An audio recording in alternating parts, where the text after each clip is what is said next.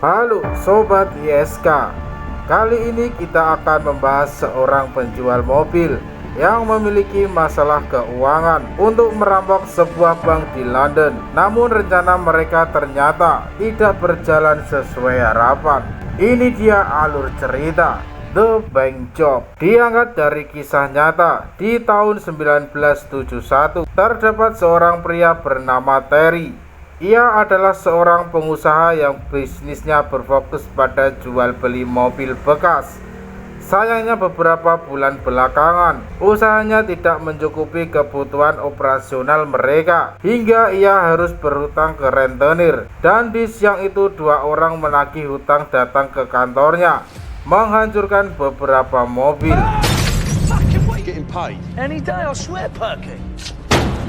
Karena Terry tak kunjung membayar pinjamannya. Di tengah perdebatan, teman lama Terry datang tanpa basa-basi yang menawarkannya sebuah proyek yang bisa dibilang sangat menguntungkan. Dan sehingga cerita malam itu, akhirnya mereka berdua melanjutkan pembahasan tersebut di sebuah restoran. Di sisi lain, film kemudian memperlihatkan beberapa petinggi badan intelijen Inggris yang biasa dijuluki MI6. Mali aslinya berasal dari Amerika, namun ia berhasil melebarkan sayap bisnisnya hingga ke Inggris. Sejauh ini ia sudah banyak menindas para pengusaha kulit putih. Diam-diam ia juga telah melakukan berbagai pembunuhan serta penyelundupan ratusan kilogram narkoba. Para penegak hukum tak berani menghukum Mali karena ia dilindungi oleh orang kerajaan. Semua itu berawal ketika Mali berhasil mengabadikan foto beberapa anggota kerajaan Inggris yang terbukti melakukan perselingkuhan saat liburan di pulau terpencil. Foto-foto perselingkuhan itu infonya Mali simpan di sebuah deposit box. Seorang hakim muda bernama Tim melaporkan kalau ia akan mengirim orang untuk merampok bank tersebut. Misi ini bersifat rahasia dan para petinggi MI6 tak peduli apapun yang terjadi ke depannya, asalkan foto-foto itu berhasil ia rebut kembali. Ternyata beberapa minggu yang lalu, sebelum bertemu Terry, Martin sempat ditahan di bandara akibat dalam kopernya ditemukan beberapa kantong narkoba. Untung saja Martin segera dilepaskan berkat bantuan Tim. Entah bagaimana ceritanya, mereka berdua bisa saling kenal. Namun pada intinya, sebagai balasannya, Tim ingin agar Martin meminta Terry untuk merampok bank. Singkat cerita, ke Terry yang sudah pamit pulang, ia sempat ingin kembali ke dalam karena ada barangnya yang tertinggal. Disinilah ia mulai curiga dengan Martin yang tiba-tiba menemui orang lain setelah baru saja bertemu dengannya. Namun pada intinya, sebagai balasannya, Tim ingin agar Martin meminta Terry untuk merampok bank, tempat di mana foto rahasia itu disimpan. Terry memang dulunya seorang perampok, namun sampai saat ini ia belum pernah merampok sebuah bank karena lagi butuh duit, plus kebetulan semua sistem keamanan di banknya akan yang ia rampok sedang dalam perbaikan. Makanya Terry cukup tertarik dengan tawaran itu. Singkat cerita, keesokan paginya Martin dan Terry mendatangi bank tersebut yang akan mereka rampok. Bank itu bernama Lloyds Bank. Kebetulan Martin memiliki tabungan deposit box di sana, jadinya Terry bisa ikut masuk untuk melihat kondisi sekitar. Dua orang rekan terus berdiri bertugas mengambil gambar di situasi luar gedung. Dari sini Terry memiliki ide jenius, di mana ia bilang mereka bisa merampok Lloyds Bank melalui jalur bawah tanah. Kebetulan sekali Terry memiliki kenalan bernama Bambas yang ahli di bidang konstruksi. Walaupun jarak penggalian kali ini tak akan terlalu jauh, namun Bambas bilang mereka akan membutuhkan banyak peralatan khusus. Dan kebetulan sekali ada ruko yang sedang disewakan. Uniknya posisi ruko itu hanya berjarak beberapa meter dari bank yang akan mereka rampok. Di sisi lain, untuk memuluskan penyamaran mereka, Terry kembali menghubungi rekan lamanya bernama Singer. Nantinya ia akan berpura-pura sebagai pemilik bisnis dari ruko yang akan mereka sewa. Sebelum rencana dimulai, sebagai suami yang baik, Terry meminta izin ke istrinya kalau dalam beberapa hari ke depan ia akan melakukan tindakan kriminal. Namun ia tak memberitahukan kalau ia akan merampok sebuah bank. Di saat yang sama, Martin membocorkan semua rencana perampokan mereka. Makanya sejak rencana ini dimulai, tim telah menaruh 2 orang agen untuk memantau pergerakan mereka dari jauh. Akhirnya mereka mulai melakukan penggalian untuk bisa sampai ke basement Lloyd Bank. Setidaknya dibutuhkan waktu 2 hari penggalian. Ini sudah diperhitungkan secara matang. Jika tepat waktu, mereka akan menyusup ke bank tepat pada hari libur, sehingga mereka akan leluasa ketika merampok semua deposit box. Masalahnya ketika proses penggalian, tak dipungkiri alat berat mereka mengakibatkan getaran hingga membuat polisi sempat curiga dengan aksi mereka. Untung saja polisi tak sampai mengecek ke basement toko. Lagi pula tak ada satupun orang yang menduga kalau mereka sedang menggali sebuah terowongan. Namun berkat kejadian ini, mereka mulai menyadari pentingnya pengawasan dari luar. Terry kemudian meminta pegawainya yang bernama Eddie untuk tugas tersebut. Kebetulan di seberang bank terdapat sebuah hotel. Keesokan harinya tim sempat mampir ke depan toko karena penasaran apakah semua berjalan sesuai rencana atau tidak. Makanya malam itu ia kembali mengajak Martin bertemu di sebuah bar. Di tengah-tengah pertemuan tiba-tiba Terry kembali muncul. Sejak awal Terry sudah curiga dengan gerak-gerik rekannya, namun ia tak ingin rencana ini batal untuk mengecoh Martin. Diam-diam ia mengubah sedikit rencananya, dan hasilnya akan kita lihat dalam beberapa menit ke depan. Singkat cerita, penggalian pun dilanjutkan. Dari atas sebuah gedung, Eddie terus melaporkan situasi sekitar melalui walkie-talkie. Sayangnya percakapan mereka berhasil disadap oleh petugas pemerintah yang memang tugasnya mengawasi komunikasi di kota. Ia pun segera memanggil polisi untuk melaporkan temuannya. Di saat yang sama, ketika asik menggali, tiba-tiba Terry terjatuh di sebuah lubang. Ternyata di bawah tanah terdapat sebuah terowongan yang umurnya sudah beberapa abad. Di dalam sana ditemukan banyak tulang belulang. Berkat temuan ini, rencana mereka bisa berjalan lebih cepat karena mereka tak perlu lagi menggali lebih jauh. Setelah menghitung kembali titik koordinat dari bank, mereka akhirnya yakin untuk melubangi lapisan tanah di atas mereka. Karena lantai brankas bank itu dilapisi besi, mereka sudah menyiapkan alat khusus untuk melubanginya. Namun bukannya langsung membobol semua deposit box, Terry malah meminta rekan-rekannya untuk beristirahat sejenak karena ruangan tersebut saat ini sudah dipenuhi asap akibat pembobolan lantai tadi.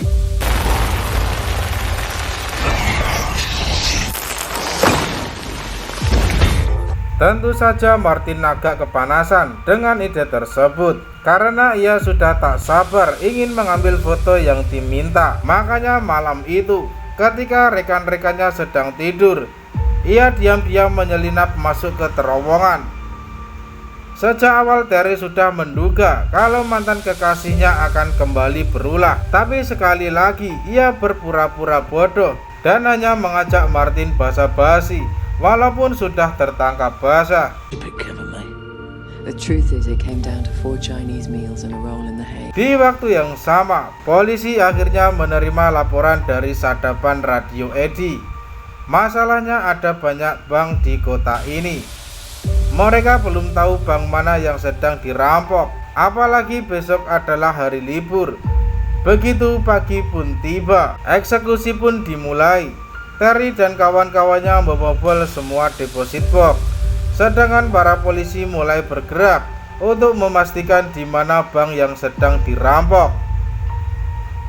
Barang-barang yang berada di box itu beragam, mulai dari berlian, wine mahal dan sebagainya.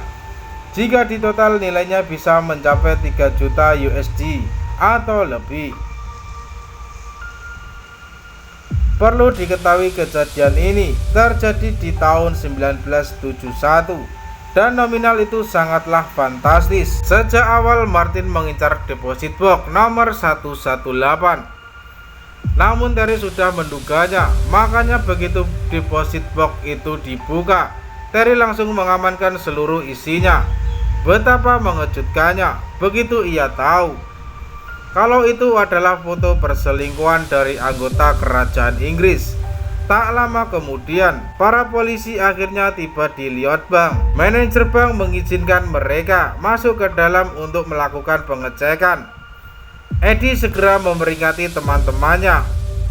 Untung saja tak ada satupun orang yang menyangka kalau mereka masuk ke sana melalui terowongan bawah tanah. Makanya ketika manajer melihat pintu brangasnya masih utuh, ia berpikir kalau semuanya aman saja. Karena polisi tak berhasil menemukan bank mana yang dirampok, mereka akhirnya mengganti metode pencarian, di mana polisi diam-diam mengarahkan sebuah ambulan ke depan setiap bank. Jika Eddie nantinya memberitahu rekan-rekannya soal keberadaan ambulan tersebut, maka polisi akan langsung tahu lokasi mereka.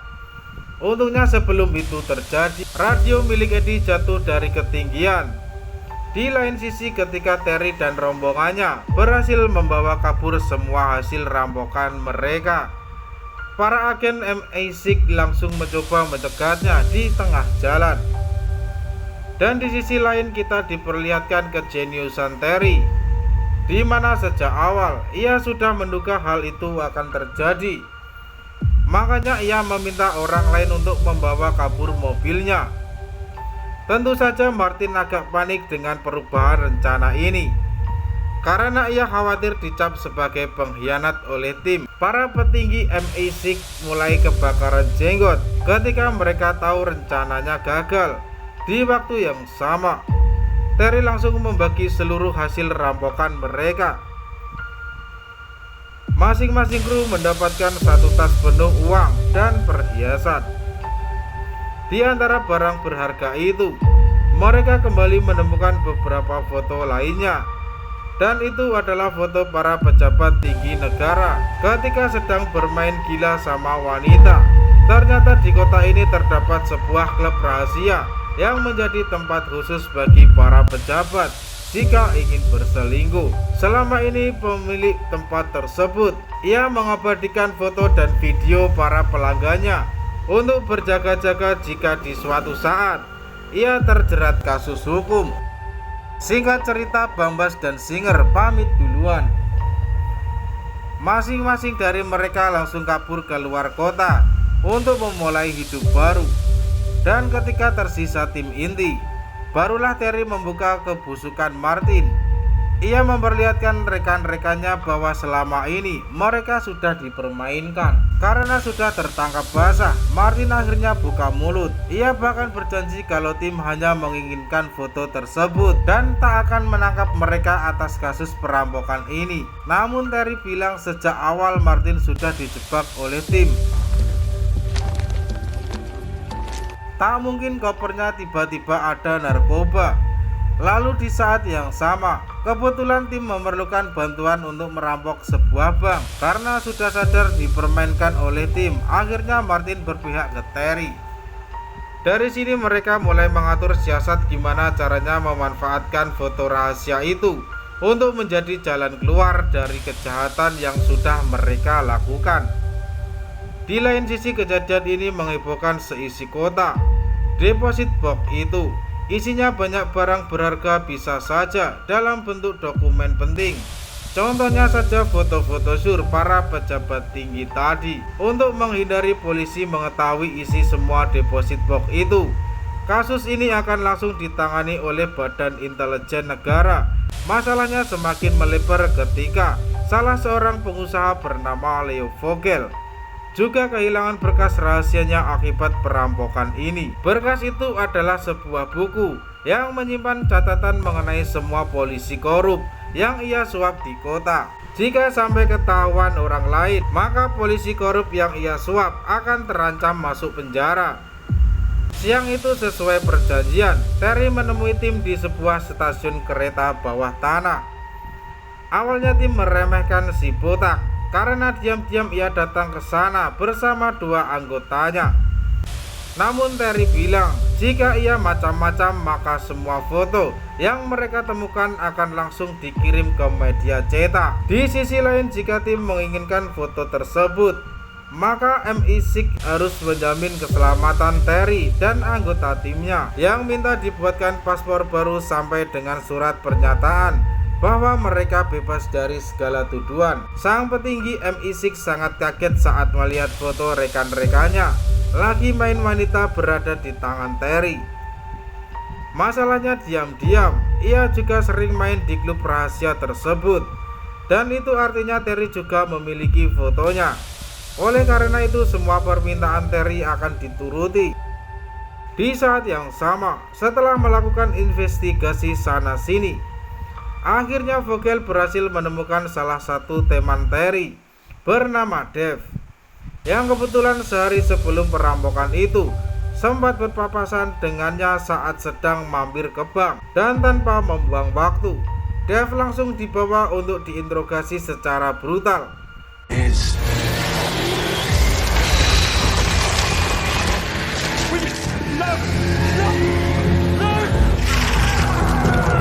Para polisi korup yang bekerja untuk Vogel akhirnya mendatangi tempat penjualan mobil bekas milik Terry. Karena tak berhasil menemukannya, mereka memutuskan untuk menyandra Eddie. Di sisi lain, untuk menemukan pelaku kejahatan kemarin, polisi akhirnya menyebarkan rekaman percakapan Terry sewaktu merampok kemarin di radio.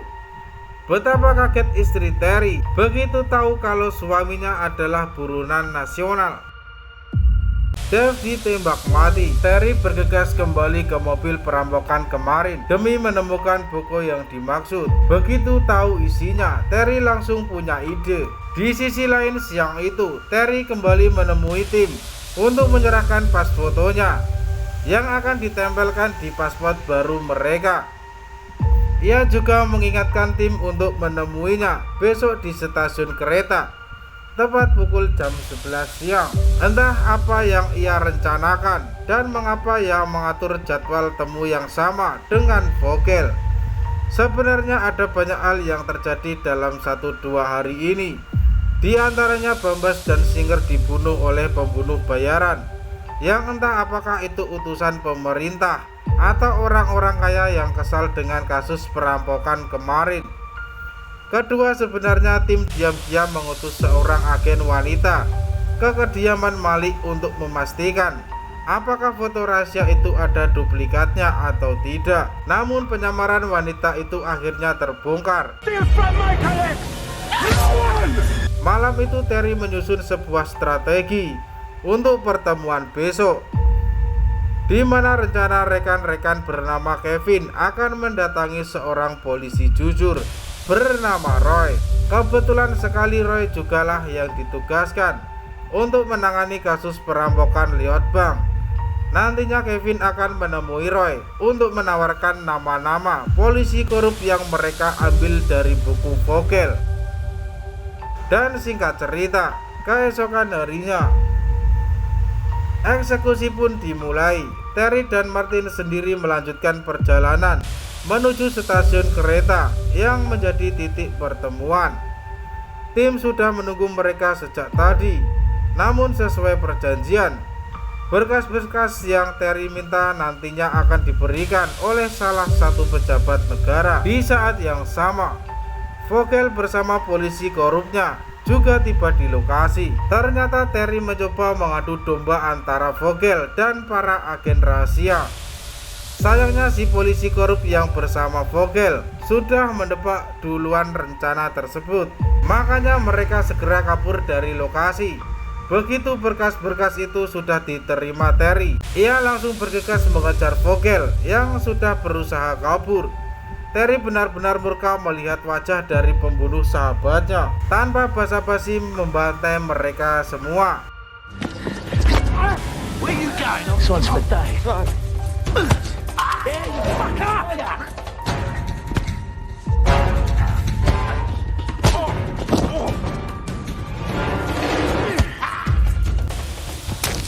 It's a fuck fucking smug now?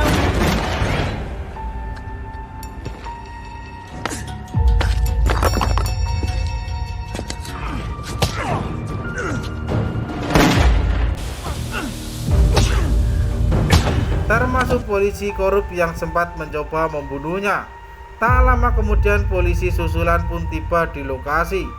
Ternyata mereka adalah Bawan Roy, si polisi jujur. Awalnya mereka semua sempat ditahan, namun para agen MI6 muncul dan memberitahu kondisi yang sebenarnya. Dari sini akhirnya Terry dibebaskan, bahkan dianggap pahlawan karena berhasil mengungkap kasus korupsi di tubuh kepolisian. Tim kagum melihat kecerdasan Terry yang berhasil keluar dari situasi yang sangat rumit. Makanya Terry sempat ditawari oleh masuk badan intelijen, namun tawaran itu langsung ia tolak. Singkat cerita, beberapa waktu kemudian akhirnya MI6 berani untuk menangkap Malik yang saat itu sudah bersantai di markasnya. Sayangnya begitu tiba di sana, agen tim yang kemarin ia suruh menyusup sudah menjadi tulang belulang. Terry, Kevin, dan Martin berhasil menjadi milioner. Mereka bahkan tak perlu kabur keluar kota karena pemerintah sudah membersihkan seluruh tindakan kriminal mereka di masa lalu. Karena Eddie sudah membantu dalam proses perampokan kemarin, Terry kemudian memberikan seluruh aset bisnisnya. Di sisi lain, diam-diam Martin sempat mengajak Terry untuk kabur dengannya demi melanjutkan kehidupan asmara mereka di masa lalu. Namun tawaran itu ia tolak. Di akhir film kita diberitahukan beberapa fakta menarik soal kasus perampokan ini. Pertama, ada banyak pejabat tinggi negara yang mengundurkan diri setelah tahu kalau foto sur mereka tersebar di media. Kedua, 4 tahun kemudian Michael X atau Malik akhirnya dihukum gantung karena sudah membunuh agen MI6. Vogel sendiri dihukum 8 tahun penjara karena kasus suap. Dan kasus perampokan yang Terry lakukan sampai saat ini dicap sebagai kasus perampokan bank terbesar dalam sejarah Inggris. Dengan begitu film pun selesai. Terima kasih telah menonton video ini. Jangan lupa tonton video lainnya agar channel ini terus berkembang. Salam Sobat YSK.